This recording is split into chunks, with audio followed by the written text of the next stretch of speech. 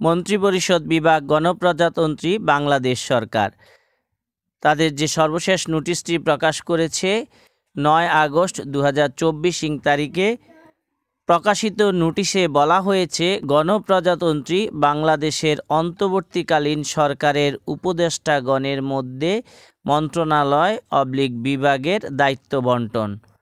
আমরা এই পিডিএফটি ওপেন করে আপনাদেরকে দেখাচ্ছি যে সর্বশেষ প্রকাশিত নোটিশে গতকাল শপথ নেওয়া উপদেষ্টাগণের মধ্যে আজকে মন্ত্রণালয়ের দায়িত্ব বন্টন করা হয়েছে। আজকে প্রকাশিত গণপ্রজাতন্ত্রী বাংলাদেশ সরকারের অন্তর্বর্তীকালীন সরকারের প্রধান উপদেষ্টা নিম্নরূপভাবে বিভিন্ন মন্ত্রণালয় ও বিভাগের দায়িত্বসমূহ বন্টন করেছেন।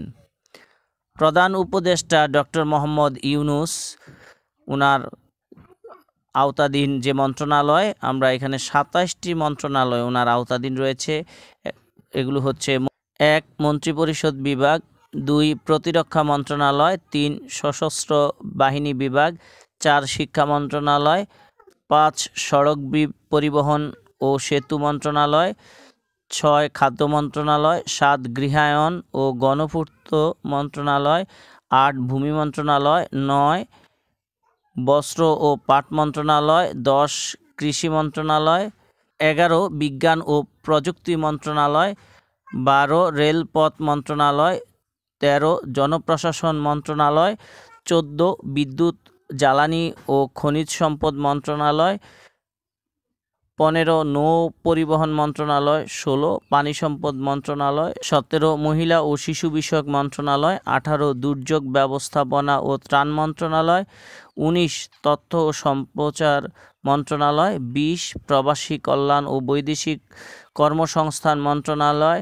২১ বাণিজ্য মন্ত্রণালয়, ২২ শ্রম ও কর্মসংস্থান মন্ত্রণালয়, ২৩ সংস্কৃতি বিষয়ক মন্ত্রণালয়, ২৪ বেসামরিক বিমান পরিবহন ও পর্যটন মন্ত্রণালয়, ২৫ মুক্তিযুদ্ধ বিষয়ক মন্ত্রণালয়, ২৬ পার্বত্য চট্টগ্রাম বিষয়ক মন্ত্রণালয়, ২৭ প্রাথমিক ও গণশিক্ষা মন্ত্রণালয়।